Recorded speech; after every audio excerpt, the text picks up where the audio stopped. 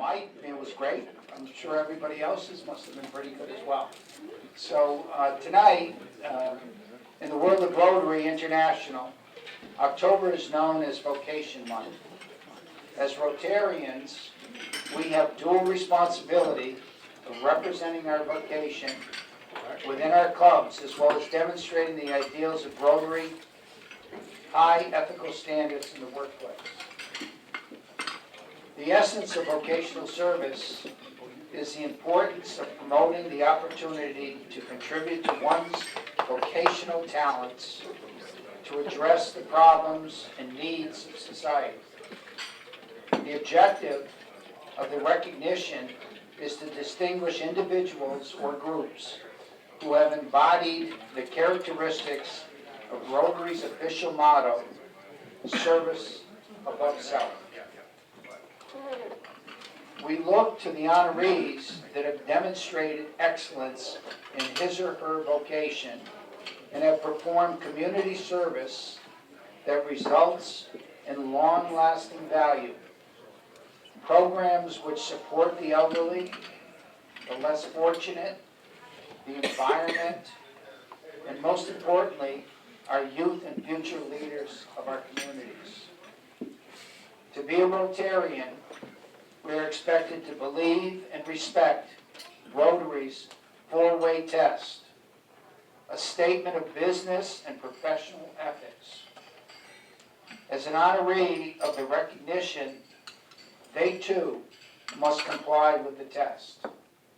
A list of 4 direct questions, and this is the banner which Rotary goes by. If you'll all repeat with us the 4-way test of the things we think, say, or do. First, is it the truth? Come on, you guys can do better. It's up here, you know. Anyway, second, is it fair to all concerned? Third, will it build goodwill and better friendships? And fourth, will it be beneficial to all concerned? In keeping with the ideal, the annual vocational and community service recognition program was introduced in 1996. Anyway, now that's 24 years since then. Gary Luis, a Rotarian and career facilitator at Southwood Regional School, felt it was important to identify those people or groups in our community that excelled in their chosen field and would also serve as role models for students. When Rotary expressed a similar interest through our Community Service Committee, a mutual goal was achieved. It is no accident that our choices were often involved in community service. To date, we have recognized, and this is kind of a big year for us, this will be the 80th people that have been recognized by Southwick Rotary as community people to look up to and have contributed to their community. And 6 nonprofit organizations or groups from Southwick. On the back of our program that you have in front of you is a list of recognitions from the beginning. We all know that there are many more good, outstanding individuals or groups in the community that may be nominated as a result of their excellence in vocation and community service.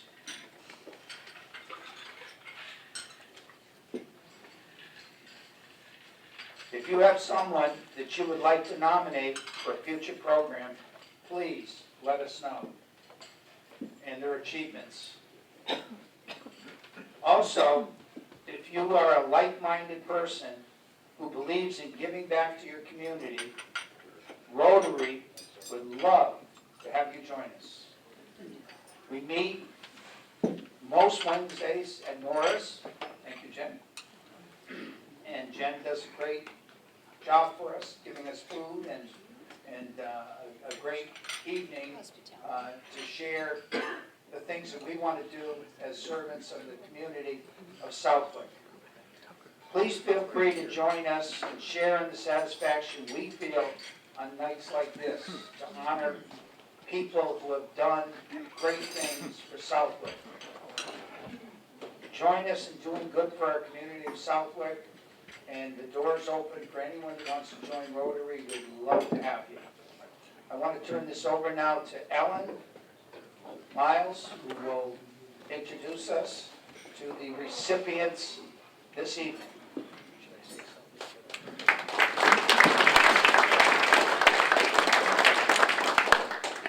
Thank you, Mike. Gotta find my notes here.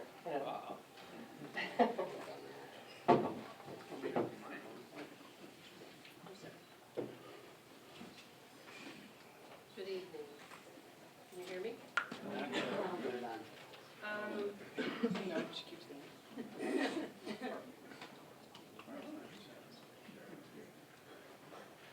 Is that better?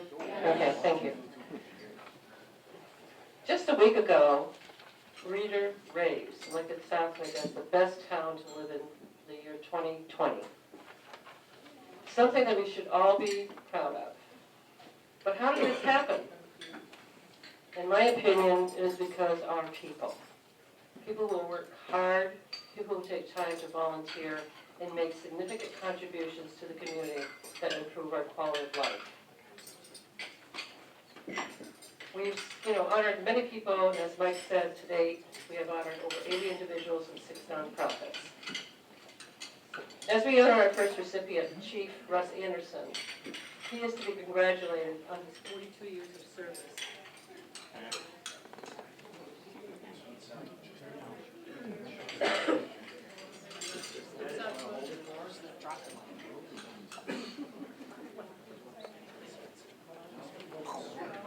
Battery died. Talk loud, Alan. Everyone have a good evening. Just talk loud. Very soft-spoken. I don't think anybody's going to hear me. Can you hear me back there? Yeah, we can hear you. Okay. All right, let's go on. He has it over there. Thank you. As we honor our first recipient, Chief Russ Anderson, he is to be congratulated on his 42 years of service as a first responder. I believe 29 years of this service was volunteer, leading up to his full-time responsibility as a chief. Here we go. He is also a third-generation firefighter, as is his brother Rich. It takes a special person to manage a day-to-day department that consists of about 50 volunteers. This person is also expected to be proactive and add resources and programs to the mix and ensure the safety of our town. Rich, would you like to come up and speak about your brother and find out about the things you don't know about?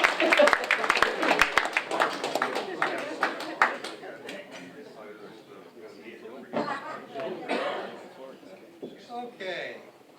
Everybody hear me back there? Huh?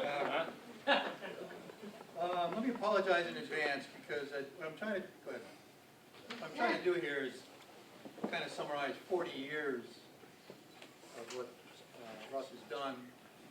It's not easy. In a volunteer fire service, some of the volunteers are back there in the corner. It's every day stuff goes on. Every day. So to go through 40 years of it, I pick out bits and pieces. But and I could stand up here for 4 hours. That's okay. Yeah.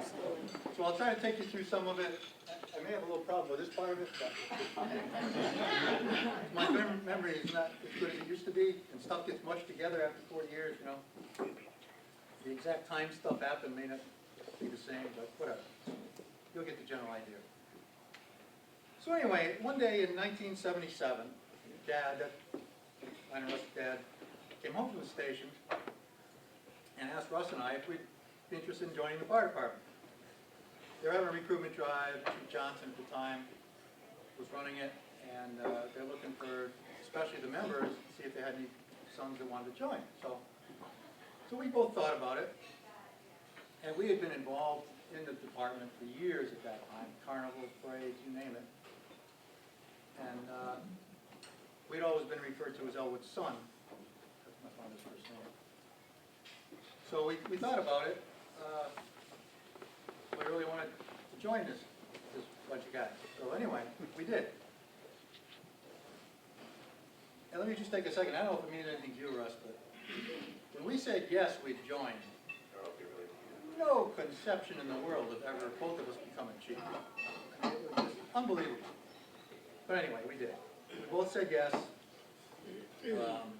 As most of you know, our grandfather, Harold Anderson, was a charter member of the department. He was on until our father came back from the war in '44. He joined. Harold went back to the farm. My dad stayed on, ended up deputy chief, retired in 1988. Then he went on to be commissioner for several years. So Russ began his firefighting career the same day I did. We joined a new group of firefighters. Four of us came out at the same time. Paul Johnson, back there. His dad was chief. Donnie Keene ended up marrying Paul's sister, but that's a whole other story. Myself and Russ, we all came on the same day. So we began the Monday night drills, and then they gave us keys to the station. So then it became Monday and a couple nights during the week. Then it became Monday, a couple nights during the week, and Saturday, and then Sunday. And then if we had a spare minute, that's where we were. So the girlfriends, wives, parents, everybody, they're looking for us. They knew where we were. Not hard to find.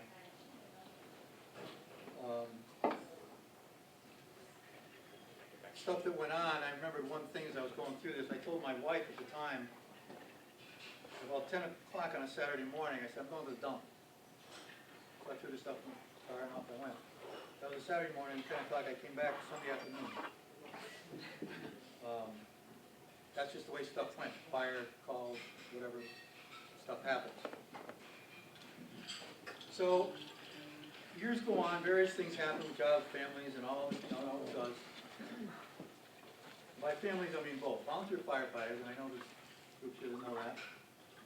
Volunteer firefighters have two families. One at home, one at the station. And it's priority between them. I remember telling my wife that I was married to the fire department before I married her. I'm divorced now. So, the years went by, and somehow Russ was promoted to lieutenant, and then a few years later to captain. His favorite thing was training. That was his little niche. He was interested in it, and he was damn good at it. So after the retirement of Deputy Chief Dean Sleeper, who was the existing training officer, and who had taught us an awful lot, Russ became a training officer. Now, you all not dealing with this don't understand that being a training officer for 50 people is not easy. You're trying to train them how to fight fire, but to do it safely, do it efficiently. What it means is hours. Hours upon hours upon hours upon hours. Preparation, so that when that training experience happens, it's a good one. And those hundreds of hours, of course, were unpaid. That's all done in his spare time.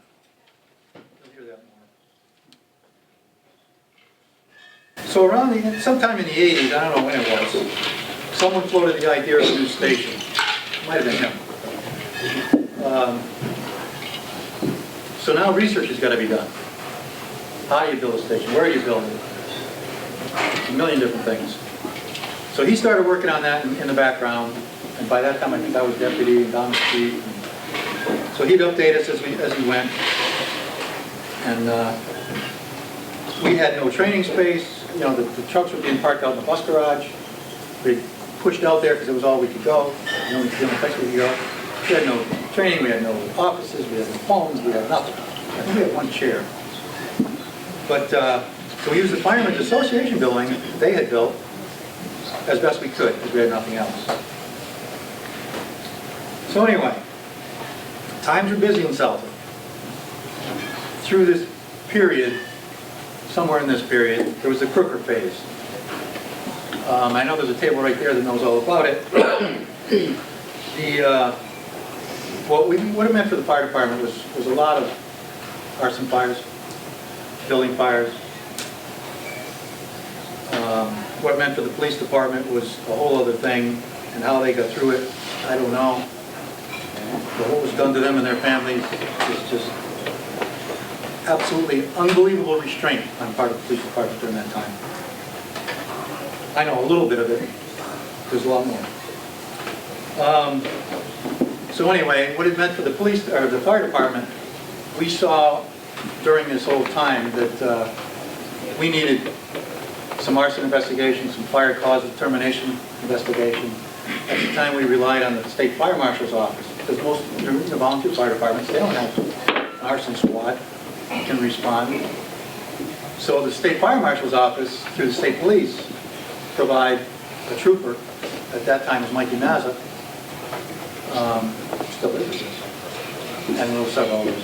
But anyway, Russ developed a rapport with Mike and with the state police to start doing this. Because what would happen is we'd have a fire at night, and we'd get a hold of we're required if there's someone injured or various different things, if it's arson, to call the state fire marshal's office. Well, you call them at night, they say, okay, we'll be out there at 10 in the morning, start the investigation. Well, 10 in the morning, we're all at work. So there were some issues there. So anyway, Russ, a bunch of us went to arson schools, but Russ really took that on and became an investigator.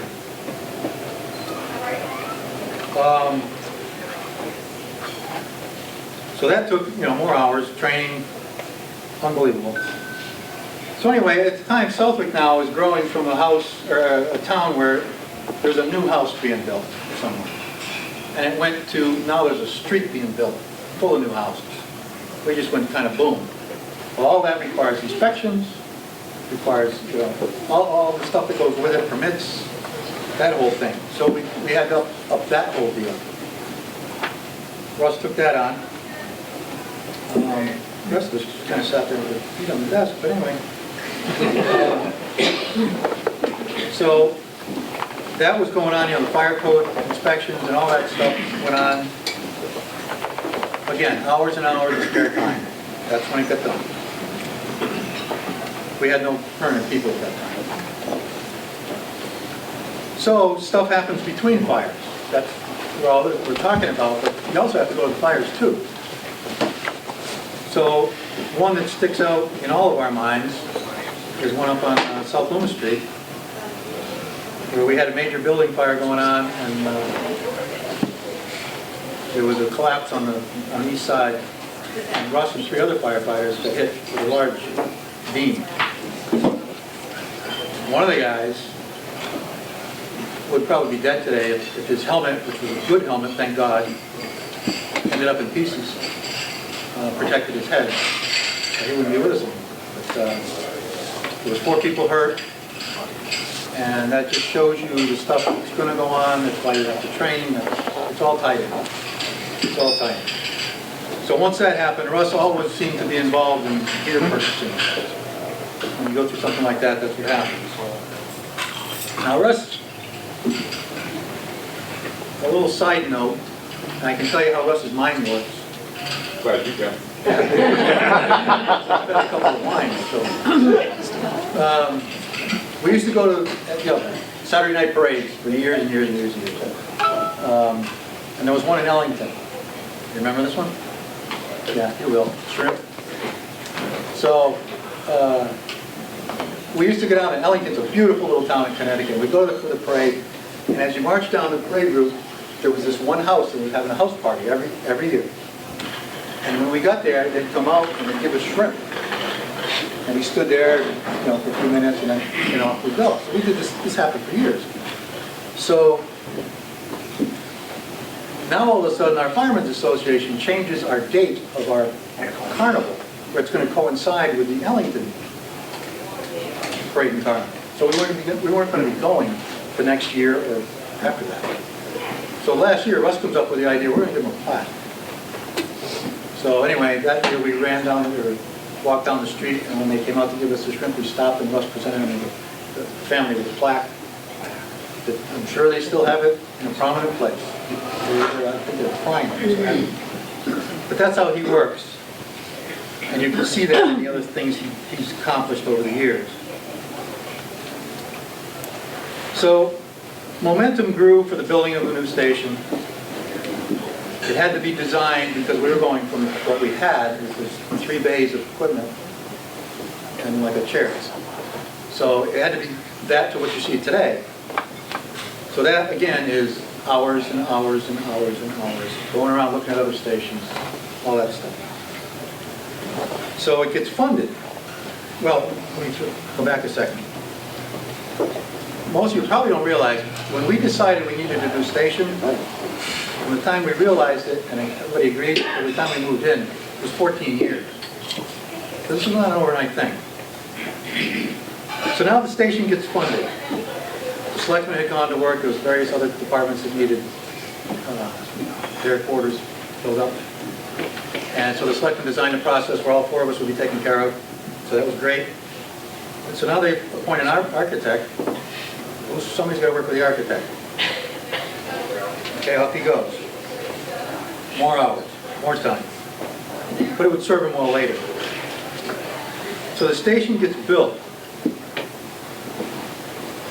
Somehow, as we cut and shifted money around and transferred things to try to get the best thing we could, it got built with a state-of-the-art, second-to-none training room. Now training was possible not only for our people, but all the towns around us that we depend on for mutual aid and they depend on us, now we could have trained together. That was a big step forward.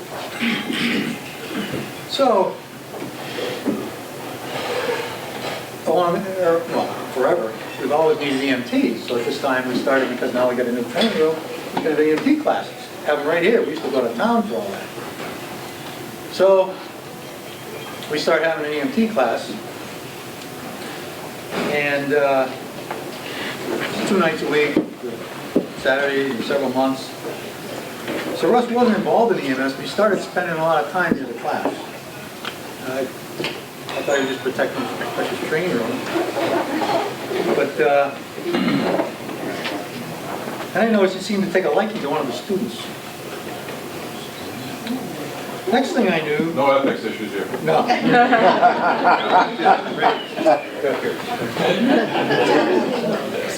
So next thing I knew, they're together all the time. What's up with this? Well, I'm going through this kind of quick, but on July 1, 2006, Russ and Lisa eloped, get married at a fire station down Eastern Mass, on Berryport. Get married by the fire department chaplain. So now they're married. So now what did that make Russ? Very happy. Very happy. I think he married his best friend. He continues to this day. No friend.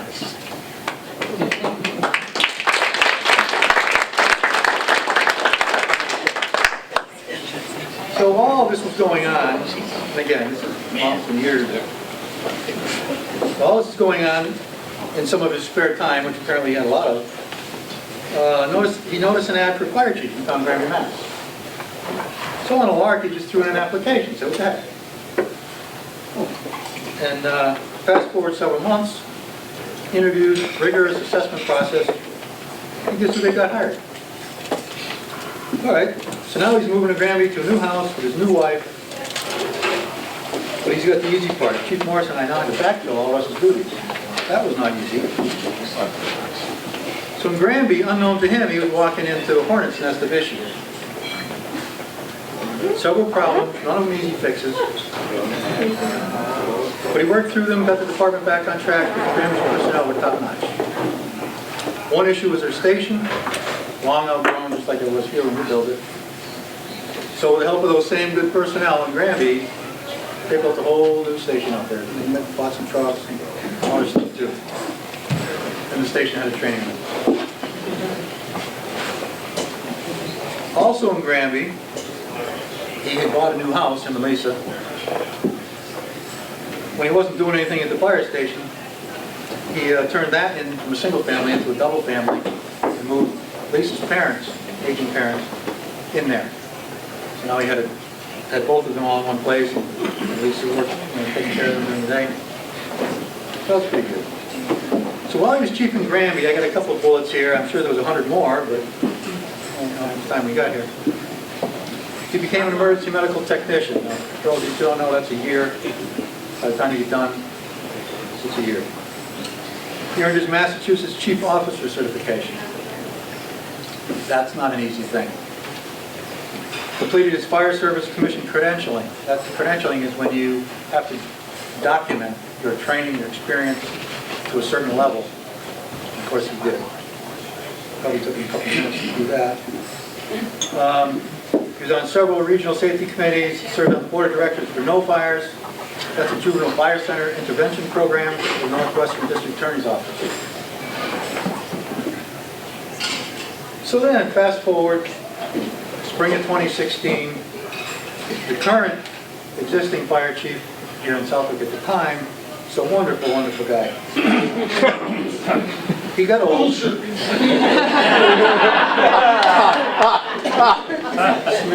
come on. Lieutenant.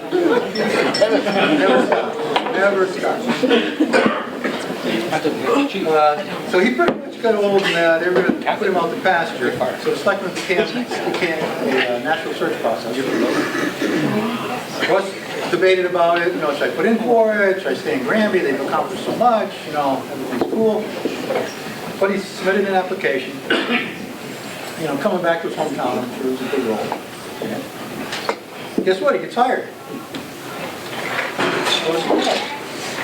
So he comes back and he buys a house from TJ of all people. Okay, still working through that one. So, when he got the job, Carl designed a comprehensive transition plan for me to turn over the department to Russ. It was really good on paper. Yeah. But we shortened it up a little bit. He can probably tell you the details. But I kind of just threw him the keys and he took over. So since his appointment in 2016, that's only 2.5 years ago? Whatever. He secured over $200,000 in grants, replacing air packs, that's our breathing devices for firefighters, and the air filling station. Now when we bought the station, or built the station, we got a filling equipment to fill the air pack bottles, but it was a used one. We were trying to save money at the time. So that kind of saw its day. So we got that all replaced. Jaws of Life, unfortunately we use those in Southwick often. So got those all replaced. Implemented an apparatus replacement program, replacing engine 1 and ladder 1. Ladder 1 reaches 30 years. Once these things reach the 30 years, they're not certifiable anymore. So I wish it was. So that's all replaced. Redesigned the compensation package for fire and EMS during nighttime coverage. One of 7 departments recognized by the Department of Fire Services for its efforts in prevention and education in the schools, seniors, and the community. Lisa was most of that. Met increased staffing demands through addition of career staffing. That's just something that self-grows. We need to move in that direction. Transitioning the department from basic life support to advanced life support with the addition of paramedics. That's something I was trying to do.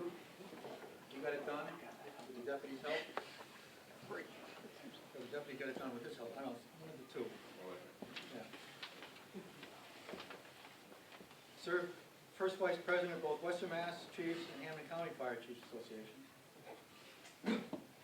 Represents District 11 on the board of directors of Fire Chiefs of Massachusetts. Region 4 coordinator for the State Fire and Ambulance Task Force. Not bad, he's only been here 3 years. I'll digress a second. The fire chief's job is 24/7.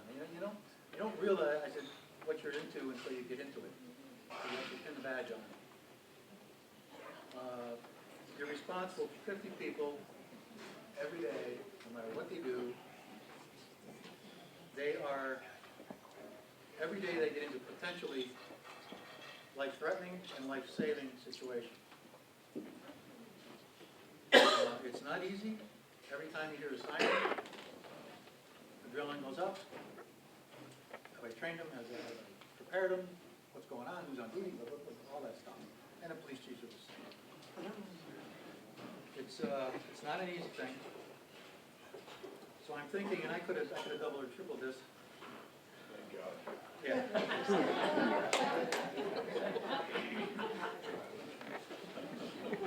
So I'm thinking, Chief Russ Anderson has accomplished more in his spare time than most chiefs do in work. He hasn't done bad during his paid time either. I know when I became chief here, Russ was already chief in Granby.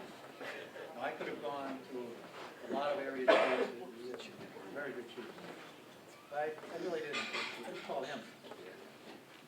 He's a smart guy. He knows what he's doing. The town of Celtic is very lucky to have him. I don't know. Russ, why don't you come on up?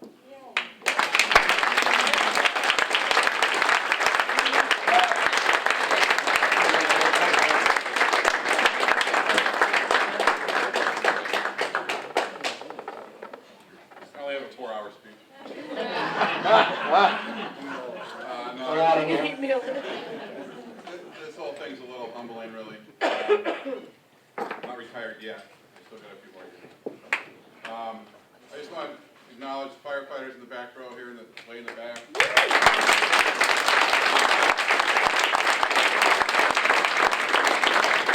Certainly humbling is a group from Granby firefighters and the director of, well, council on agent of Belchertown was Granby at the time, because we had a great relationship working with the seniors and stuff. But to see you folks here is truly humbling. Thank you. Family who was all the wise ass comments I like. But it wouldn't be any other way. You know, I'm fortunate. I got the greatest job in the world.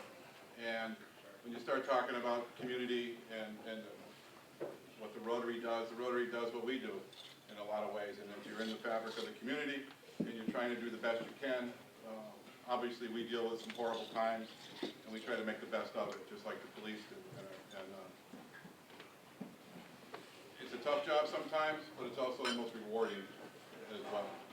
And there's time and time again, we see things that are so bad that are so rewarding. And it sounds kind of strange, but I'm sure the brothers in blue can also attest to the same thing. And to know that you can help, and to know that you're there to provide some service to them at a horrible time in their life is a selfish reward that we all take. And that's why we're in the job. The brothers in blue, we fun with each other, we joke with each other, but we're there together, and it's a team, and we thank you.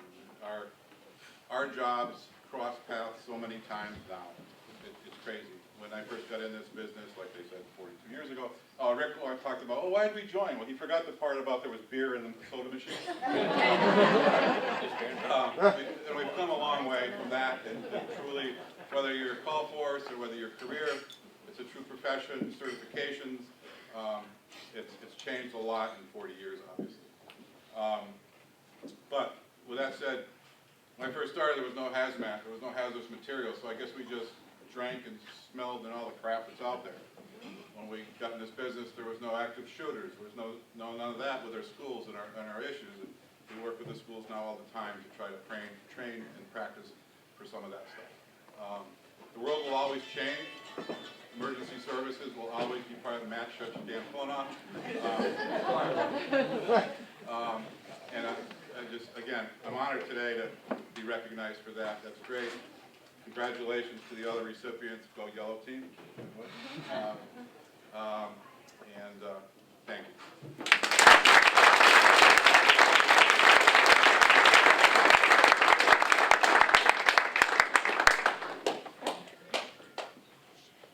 This is for Chief Russ Anderson, Southwick Fire Department, in appreciation of your dedication and outstanding service to the community. Service above self.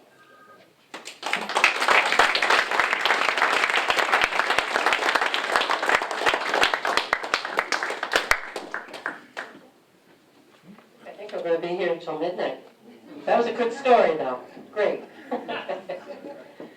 Our next recipient, who many of you probably only know her by her name, has spent about 20 years of service in our fine town. Sorry about that. So who is Susan Kohansky?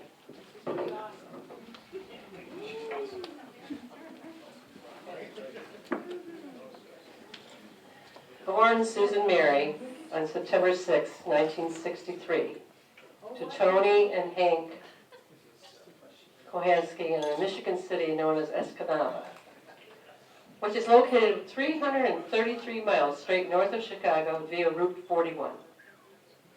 If you've lived there, you are a Yooper. Yoopers are known to be extremely friendly and welcoming people and make anyone feel at ease. Susan graduated in 1981 from Bart Harris High School and was a top academic student. Yes, she was the valedictorian.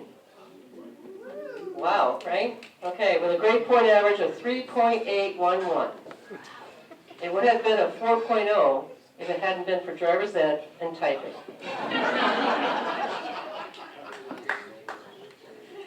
After high school, she continued her education at Badenoch. Is that how you say it? Badenoch Community College. After college, she left the Yooper country for Boston for the summer, never to go home. Is that true, Tony? Okay.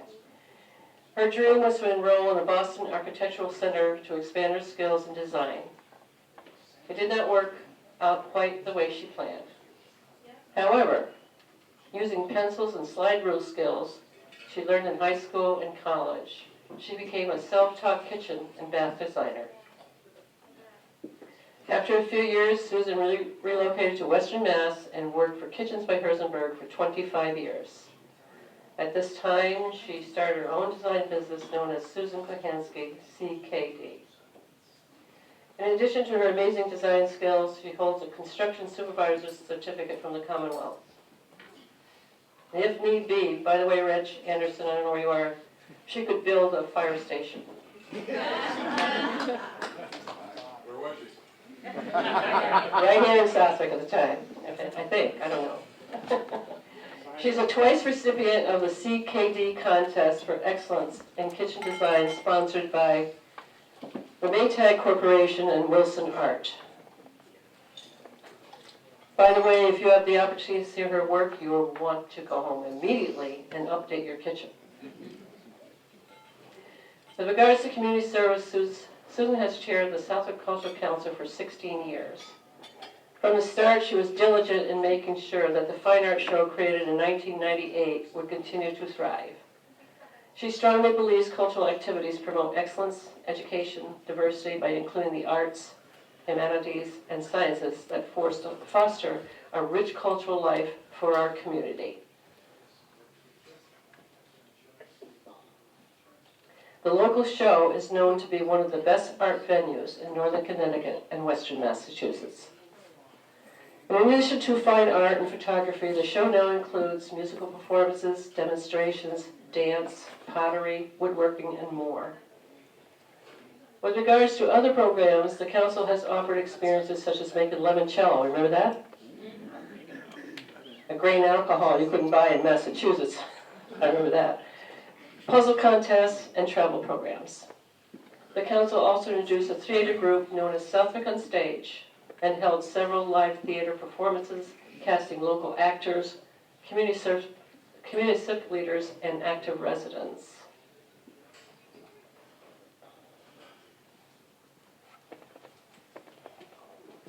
Susan has been a Rotarian for 16 years. And as a member, she truly addresses the problems and needs of our community through the Rotary organization. Due to a donation of $1,000 to the Rotary Foundation in her name, Susan became a Paul Harris Fellow. She has served as treasurer for the last 6 years and keeps track of our money. Right? Okay. Club expenses, fundraising, and the financial information as required. She has served on the Vocational Community Service Committee and is on the board of directors. One of Susan's greatest gifts as a Yooper was experience as she led the Adopt a Highway project with enthusiasm and a big smile. She is our trash queen.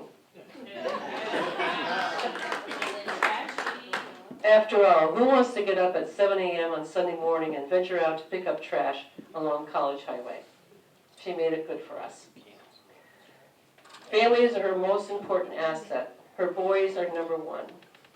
She's been married to Dennis Clark for 22 years and is loved dearly by her dog Lucky, and kitty Oscar. She has loving parents who relocated from Michigan to Southwick about 8 years ago to be closer to the family. Her brother Paul, who's here tonight, who also left Escanaba a couple years prior to Susan, has made his home in Westfield. Any given Sunday, if you stop by Susan's home, you'll find family, copious amounts of food and beverages, and a warm welcome. Very true. She is friends to everyone. With all these wonderful contributions and superior excellence, maybe Susan will consider building a special club house for Rotary at a low cost. You are the best, Susan Pahansy. Congratulations.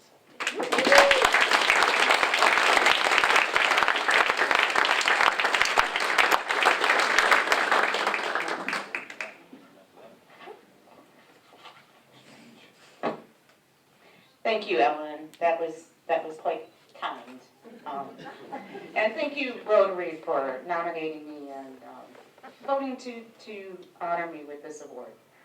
And I guess what I have to say about both Cultural Council and Rotary, what's made this such a seamless and easy adventure is that both Cultural Council and Rotary, everybody works as a team. It's not just one or two people doing everything. It's a very much a group effort. And it's it makes it fun. What could be a job becomes fun. And I'd also like to thank my dear husband, Dennis, for putting up with all the little tasks I put him up to. Can you make me a poster in 40 minutes because I forgot to tell you? So that kind of thing, that can happen. So anyway, thank you very much. Appreciate it.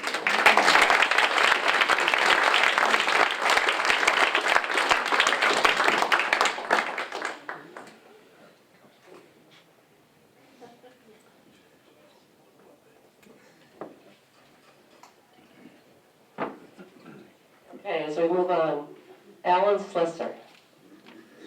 I'm sorry. In addition to his full-time responsibilities as a professional town planner who improves his town in the areas of development, historical, conservation, and architecture, while supporting business and jobs is very commendable. As a volunteer, Alan was an athletic coach for 16 years. Remember, a good athlete requires superior direction and a good education to form their future.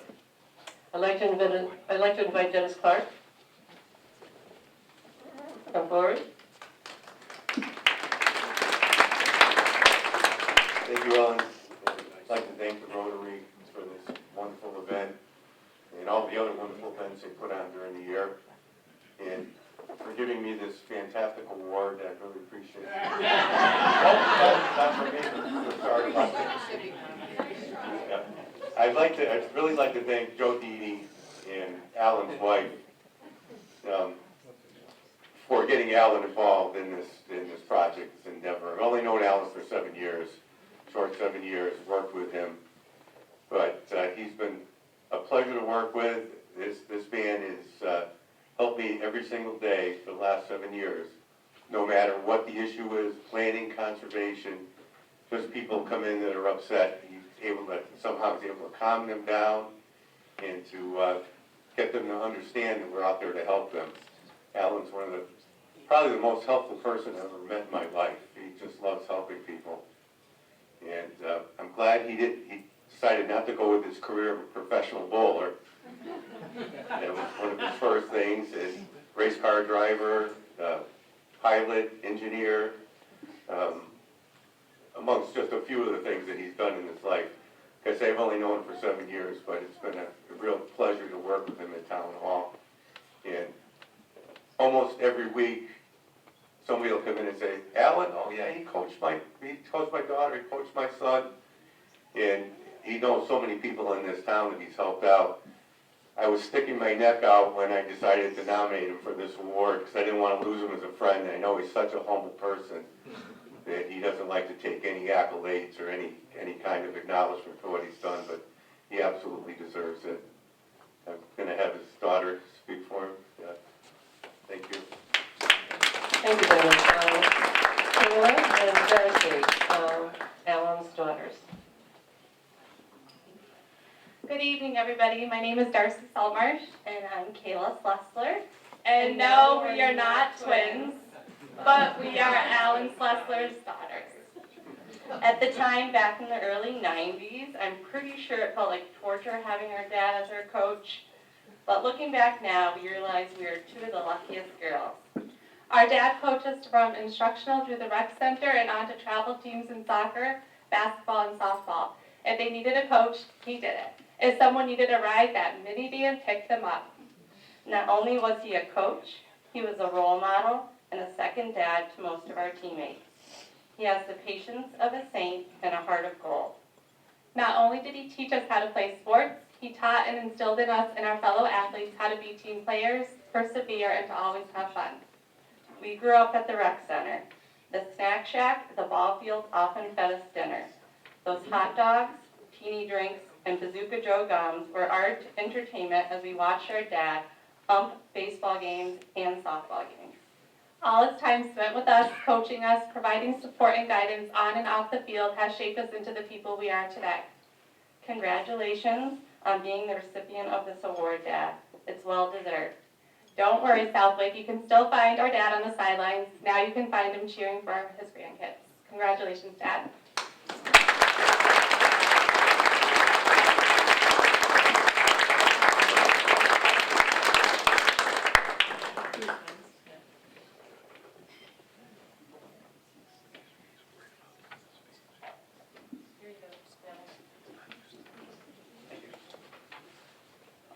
I would like to thank you for this award. It's pretty humbling. We were a resident of Southwick for the 29 years. And in those 29 years, the girls' programs were lacking in sports. So with the help of many other dedicated individuals, coaches, and families, we were able to start travel teams both for softball, basketball, and soccer. I retired after 37 years as a municipal engineer. But Mr. Didi and my wife would not allow me to retire. And I've had the privilege of working for the town of Southwick for the past 7 years with a lot of dedicated individuals. Thank you very much.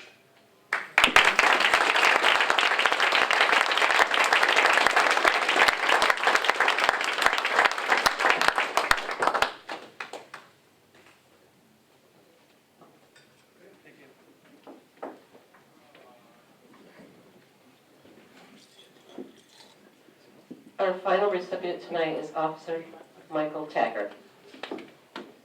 From what I understand, all police officers have a major responsibility for safety in our town and community. But it seems like Officer Taggart has a very special responsibility as a school resource officer. He is the main security arm for our school system. His job is far more expansive than simply policing school grounds. The drug epidemic is very problematic throughout our region. It is reassuring to know that Southwick has a dedicated and involved person at the tip of the spear to coordinate our efforts in town. After all, Officer Taggart is responsible for our children and staff from the time they arrive in the morning and leave in the afternoon to ensure that the schools are safe places for students to learn. He deserves the highest degree of respect. I invite Russ Anderson. Oh, sorry, we got that wrong again. Russ Fox. There's too many Andersons, too many Russes, too many, whatever. Sorry about that. We can do it together. Sorry about that.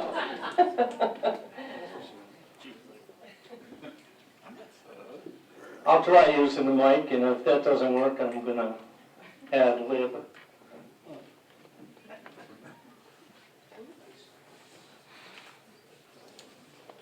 Before I begin, I don't know if everybody heard what Ellen said when she started out.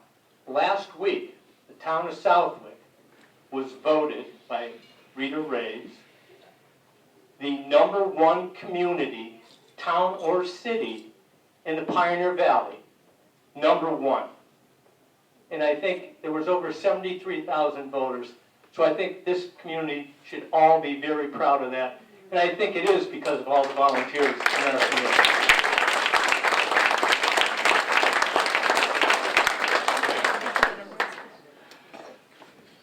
It was interesting. I sat down with Officer Taggart to get some background. So I'm going to do this, Mike, and if I mess up, I apologize, but here we go. Mike was born in Norwood, Massachusetts, and grew up in Medfield, Massachusetts, a community very similar to the town of Southwick. Mike, his mother, Martha, father, Victor, an older brother, John, and a sister, Amelia, who passed away at an early age. Mike had a very interesting, and I would say rewarding childhood.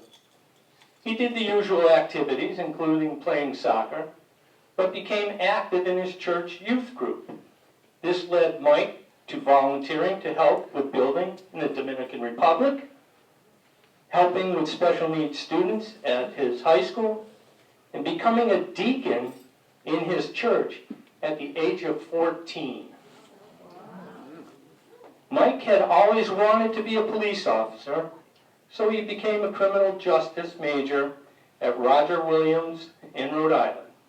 And also very important is that this is where he met his future wife, Carly.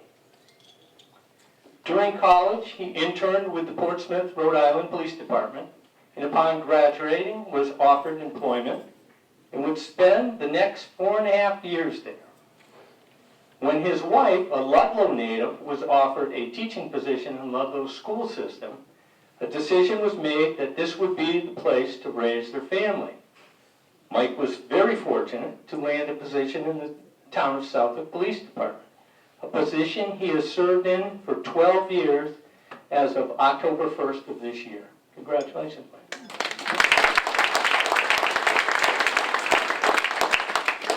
In 2016, Mike applied to become Southwick's resource officer, and after taking over the role, immediately began to address the security concerns of the region's 3 school buildings. Working with school staff, he was able to address several areas, but soon realized the need for additional equipment and improvements to provide a safe environment for both students and staff. Mike began working with the region, Senator Humison, and Representative Boldiga, which over the past 3 years has brought in $125,000 to the school region for security improvements. Thank you.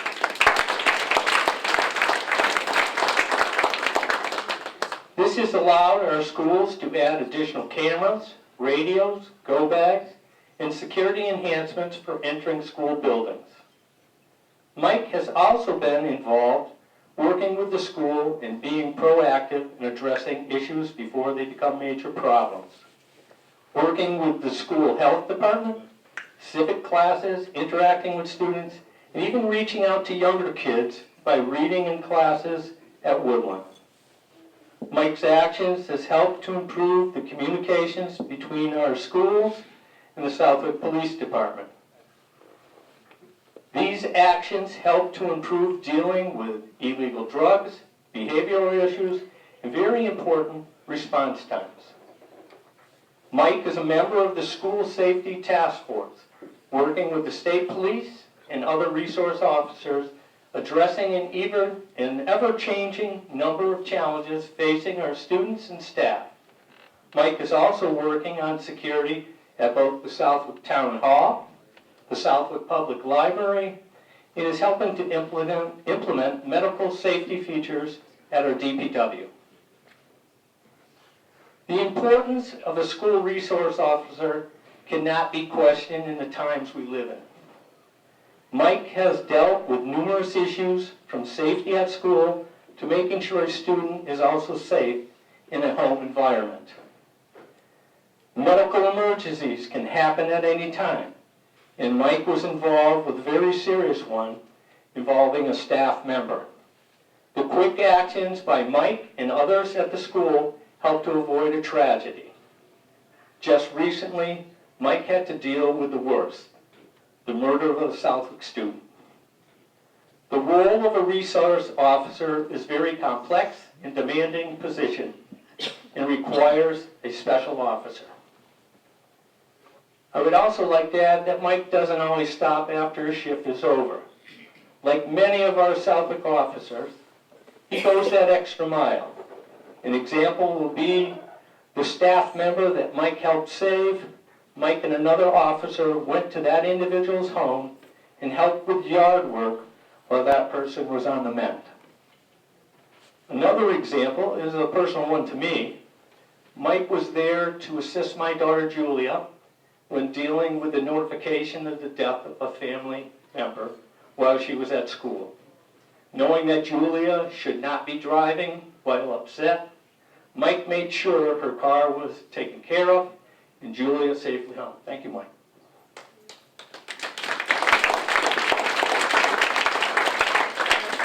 As a member of the student assistant team, Mike is there to help students in a time of need. This is just one more important role that our resource officer fills in the school system. And when Mike goes home, to Ludlow, he's still working. His wife, Carly, will go over concerns of teachers, which gives him added insight on ways to do his job even better. Mike has other duties at home with sons Andrew 6 and Harrison 4. Now that they are older, Mike is finding out about volunteering at soccer practices. In Ludlow, soccer is king. So Mike has a long road ahead of him. Mike, if you were only Portuguese, you'd be coaching. To sum up, I believe we have been very fortunate as a town to have had so many dedicated police officers in our department over the years. Officers willing to go beyond what the job calls for, and Officer Michael Taggart is a great example of that. Thank you.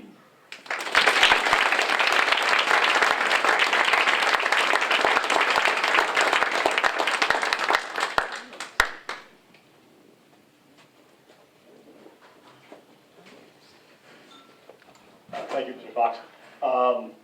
In hearing everybody speak and seeing what everybody's done, I'm wondering, number one, why I'm up here, and number two, they did everything before I was born.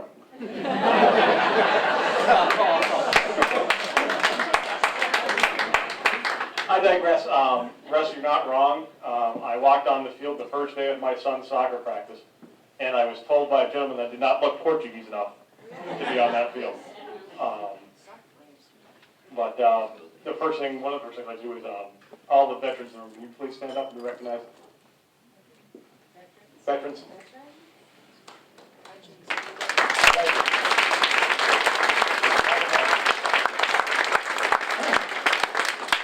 My father's a Vietnam veteran, and a lot of us have seen some things, so I mean, a little respect would be deserved at this point. Mr. Fox said I started my career as volunteering with certain things, and I learned that from my parents and grandparents. Three things. If you're going to do something, do it right, do it well, and complete it. Surround yourself with good people, and humility. One of my favorite things is to help someone out and then not know it. I'm a firm believer in karma.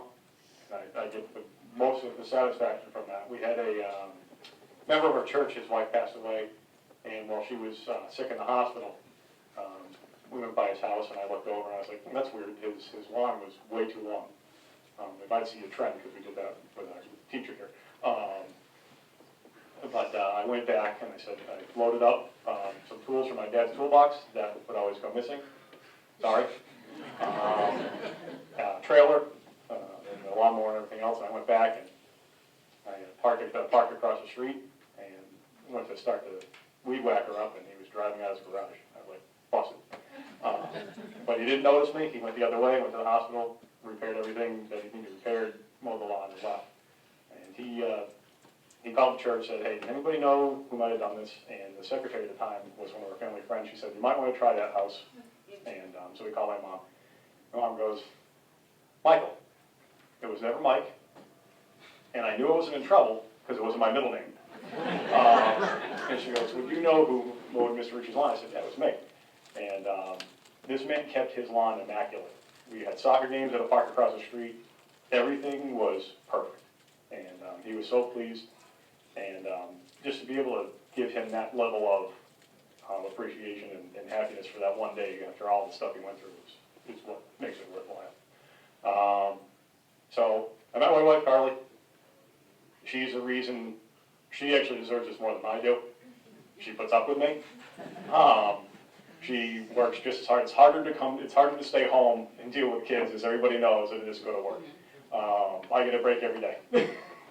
So, but she's my rock. She's been able to, give me a whole bunch of ideas for making the schools in Southwick a better place. And, Thank you for that.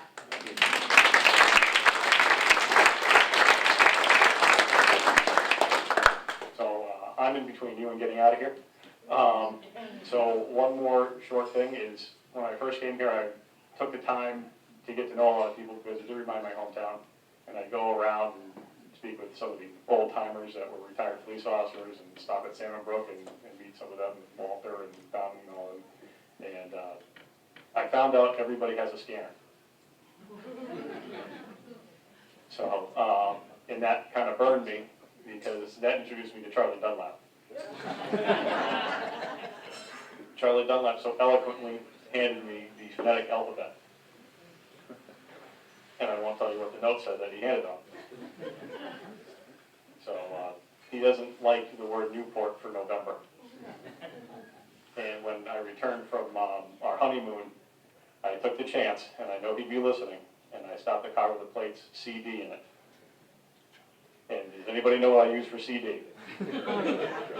Charlie Dunlap. So he called me probably less than 30 seconds later. So, but again, I'd like to thank the Rotary. Ever since I've been here, you have all been involved in everything, making the town a better place. And I saw that from day one. The police department, everybody's great. We can't do this alone. Chief Rendell's of Granville, he was involved in the Granville schools when we still have that one, and he helps me out to this day.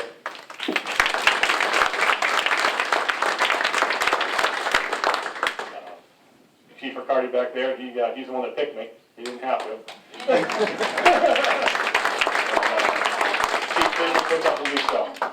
So, as you know, I'm a very tenacious person, and I don't stop until I'm satisfied. I hope that shows everybody how much level of care that the police department has, because everybody has the same tenacity I do. Thank you.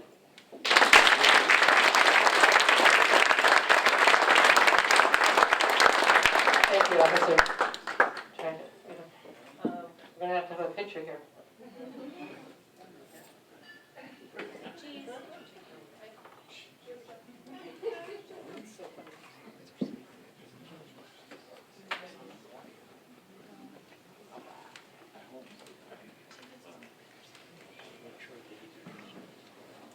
Okay,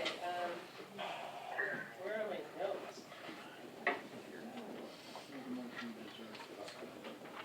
First of all, I'd like to invite Russ Fox and Doug Moglen to come forward to present some awards. And I'd also like the recipients to come forward. Meaning, where's Susan?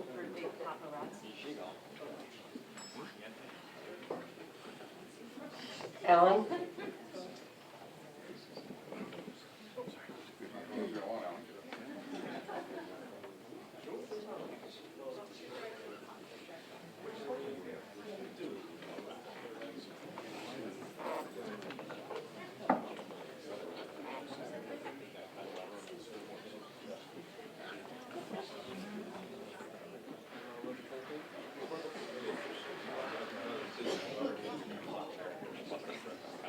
Okay, we got some awards. Where's Susan Pahansky? Who is she? So she's right here, okay. Okay, let's go. Thank you. Unfortunately, Senator Humison and Representative Baldiga could not be with us tonight, but they asked me to present these official citations to each individual person. I'm just going to read one, and Mr. Moglen will help pass these out. Commonwealth of Massachusetts State Senate official citation. Be it known, the Massachusetts Senate hereby extends its congratulations and recognition of your receiving Outstanding Vocational and Community Service Awards for 2019 for service above self. Signed, the President of the Senate, and offered by Senator Donald F. Humison, Jr. Congratulations.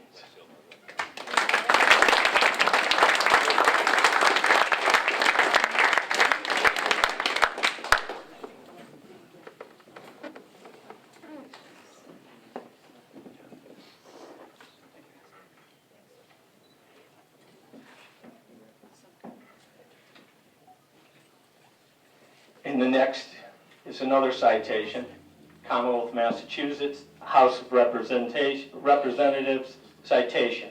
Be it hereby known to all that the Massachusetts House of Representatives offers its sincerest congratulations to fill in the blank in recognition of receiving the 2019 Rotary Vocational and Community Service Award. The entire membership extends its very best wishes and expresses the hope for future good fortune and continued success in all endeavors. Signed, the Speaker of the House, offered by Representative Nicholas A. Baldiga. Congratulations.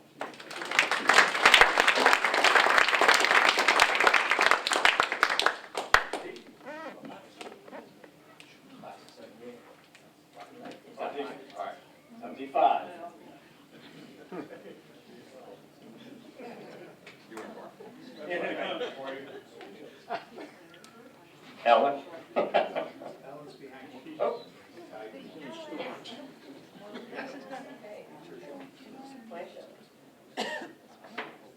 We still have some more certificates. Okay, I was like, you made a mistake, Mr. Fox. Okay, all right. We'll forgive you. I'm being punished now, God will take over. It's an election year.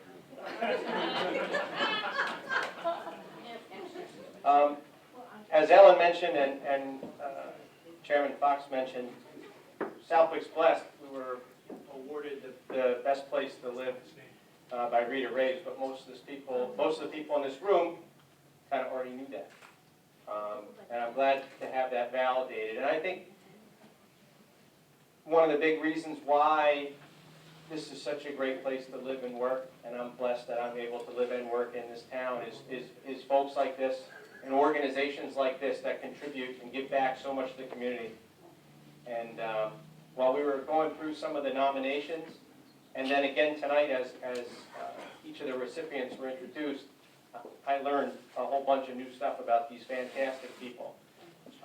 I had heard some of the things about, I don't believe it. well, and I'm privileged because I was involved in the search, the nationwide search committee for our next fire chief.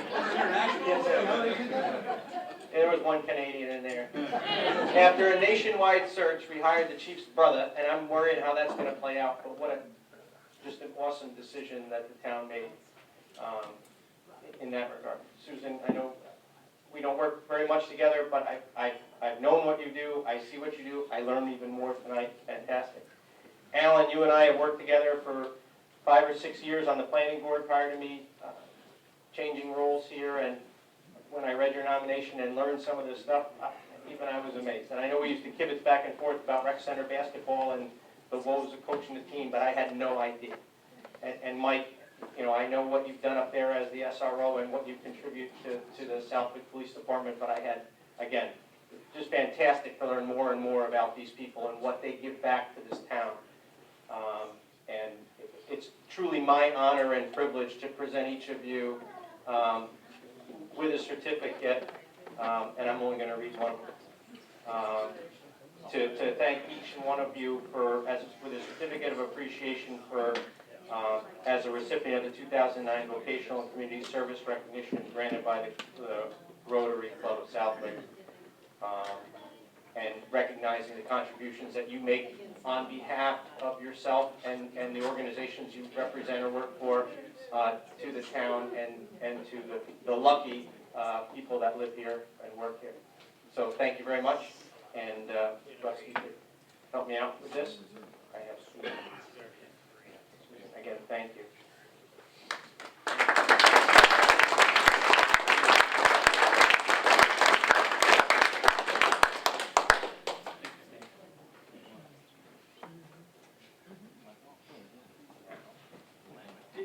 Before you do that, you did mention that Russ is a member of the greatest class, high school class in the town of Southwick, class of 1975. Amen.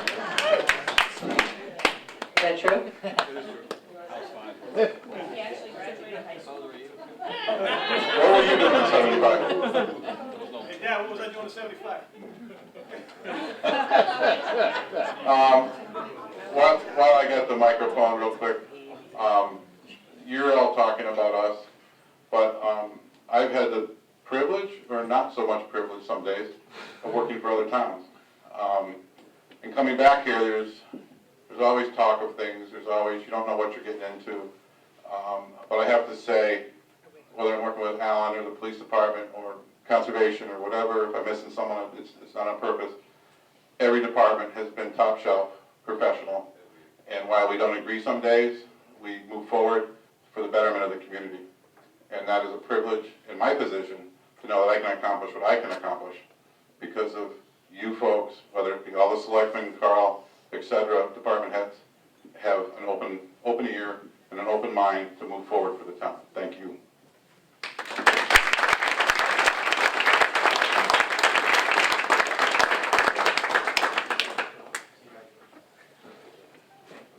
Thank you, Diane. You can sit down now. Okay, we're kind of ending up our evening today. We have a 50-50 raffle, and Susan's going to pull the ticket. What do we have, $200? $200. So the prize is $100, and hopefully Rotary makes 200. Hint, hint.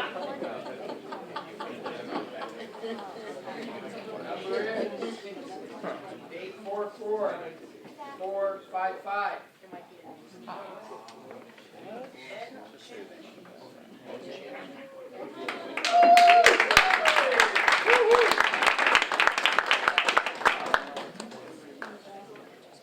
Need your social security. Social security number, yes.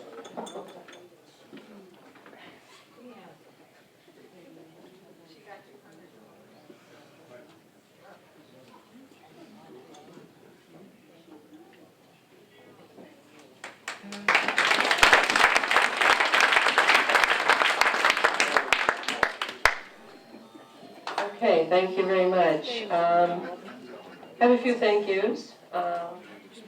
Susan, for, I hope everybody got to see the slideshow. It's really nicely done, and Susan put it together, even though she's a recipient, but it's, something she's taken on for the last few years. It was great. So it's still going on. It's over here to the right. Thank Dennis Clark for poster design. Southwick Florists for the table flowers. Is that right, Russ? Yes. Okay, thank you. So they're up for grabs, right? Alan, somebody has to take them home, and I'm not taking them home. Okay, they're up for grabs. So at each table, you can take the vase away. I want to thank Tucker's for a great meal and a venue. And I want to thank Jack and his guitar for being so, gracious. And Stephen Brzezinski for photography. He donated his time tonight to take the photos.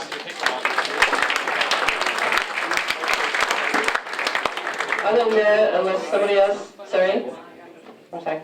Other than that, if anybody has anything else, please come forward. But I'm going to wish you everybody a very safe ride home.